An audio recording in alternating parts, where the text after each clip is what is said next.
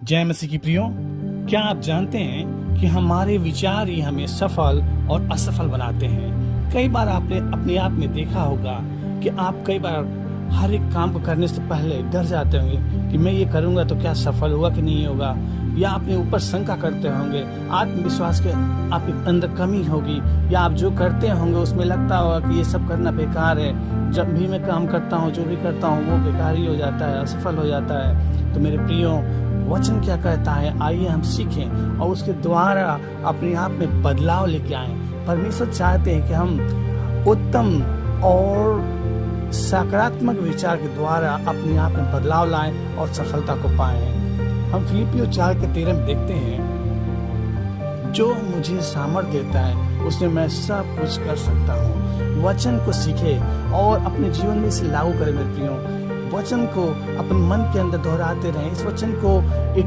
Paper पे लिख लें, और जब भी आप हतोत्साहित हों, आप अपने अंदर डर महसूस करें, कोई भी काम करने से पहले आपको भय लगे, तब आप कहें, जो मुझे सामर्थ देता है उसे मैं सब कुछ कर सकता हूँ।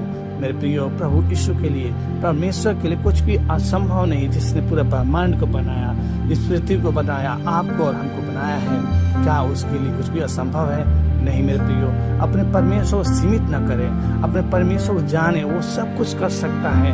आप कभी ये ना सोचें कि बहुत बड़ा काम है, कैसे होगा, नहीं हो पाएगा। नहीं मेरे प्रियो, वो आपके लिए लगता है बहुत बड़ा है, लेकिन परमेश्वर के लिए कुछ भी बड़ा नहीं है, कुछ भी असंभव नहीं है।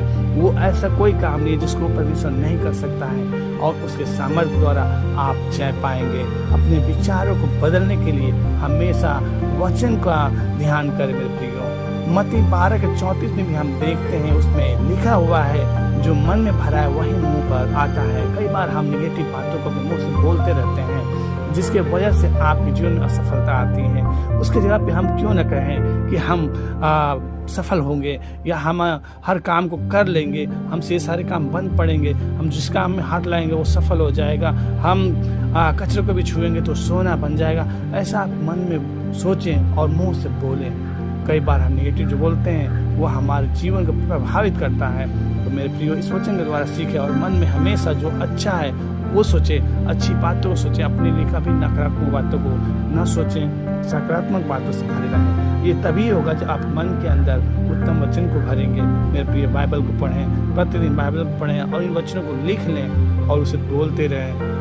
इफिसियों 1:4 में हम देखते हैं, लिखा है, जैसा उसने हमें जगत की उत्पत्ति से पहले उसमें चुन लिया कि हम उसके निकट प्रेम में पवित्र और निर्दोष हों।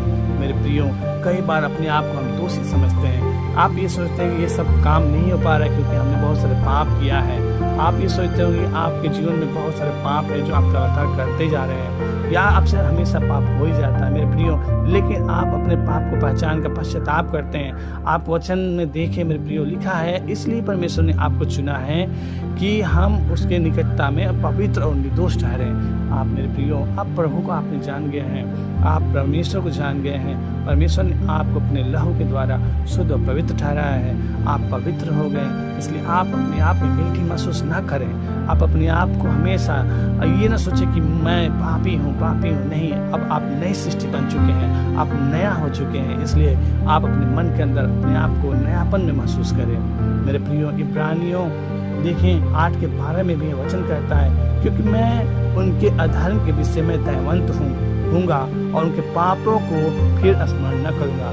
मेरे प्रियो, मेरे परमेश्वर कितना महान है, वो इतना दयावंत हुआ है कि आपके हर एक अधर्म के कामों को वो छोड़ दिया है, और अधर्म के कामों को याद नहीं रखा है, आपके पापों को याद नहीं रखा है, वो स्मरण नहीं रखा है। लेकिन आप और हम क्या करते हैं, बार बार उन पापों को याद करते हैं, मुझसे ये गलती हो गया, मुझसे ये पाप हो गया, मैं पापी हूँ। नहीं मेरे प्रियो, आपने पश्चाताप कर लिया, आप मन को फेर लिए हैं, पाप से मन को फेर लिया है, तो फिर आपको आशीष मिल गई है, अब परमेश्वर की शांति मिल गई है। आप परमेश्वर की इन वचनों के द्वारा अपने आप को अच्छा महसूस करें, अपने आप में अनुग्रहित महसूस करें। वचन देखिए मेरे प्रियो, 2 तीमुथियुस 1-2 में भी लिखा है, परमेश्वर पिता और हमारे प्रभु मसीह यीशु की ओर से तुझे अनुग्रह और दया और शांति मिलती रहे। मेरे प्रियो, इसमें ये नहीं लिखा कि मिली या नहीं मिलेगी, ऐसा नहीं लिखा है, मिलती रहे।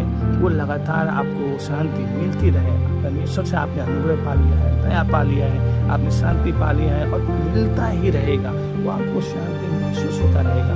मेरे प्रियो, अपने आप में गिल्टी महसूस करना बंद कर दें, अपने आप को दोष लगाना बंद कर दें। आप नई सृष्टि हैं, नई बातों को सीखें। आप वचन को बार बार मन के अंदर दोहराते रहें, अपने जीवन में नयापन लेके आए और खुद से कहें, अब मैं प्रभु यीशु के सामर्थ्य से सब कुछ कर सकता हूँ। अब मेरे जीवन में आज पूरा दिन आनंद भरा रहेगा और मैं सब कुछ करूँगा और सफलता को पाऊंगा। अब मेरे परिवार में सिर्फ शांति है। अब मेरे जीवन में नयापन आ गया है। अब कोई पुरानी बातें नहीं है, मैं नई सृष्टि बन गया हूँ। अब जीवन में सिर्फ आनंद की भरपूरी है। मैं परमेश्वर के द्वारा सारी चीज़ों को प्राप्त कर रहा हूँ। परमेश्वर ने मेरे लिए स्वर्ग के सारे झरों को खोल दिया है और उत्तम भंडार से मुझे तृप्त किया है। परमेश्वर ने अनुग्रह के द्वारा मुझे वो सारी वस्तुएं दी है जो मुझे चाहिए।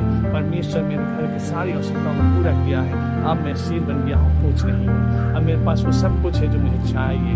हाँ, मैंने जो सोचा उससे बढ़ के परमेश्वर ने मुझे दिया है। परमेश्वर ने मेरे जीवन को पूरी तरह से बदल दिया है। मेरे प्रियो, ऐसा आप मन के अंदर दोहराते रहेंगे, परमेश्वर आपको निश्चित ही आशीष करेंगे। कि विचार की शक्ति को पहचाने में प्रियो, सकारात्मक सोचें, क्योंकि हम जैसा सोचते हैं वैसे ही हम बन जाते हैं प्रियो। इसलिए हमें अच्छा सोचना है, अच्छा बोलना है, अच्छा करना है और सफलता की सीढ़ी पे चढ़ते जाना है। मुझे विश्वास है कि आपने इस वचन के द्वारा जरूर बहुत कुछ सीखा होगा।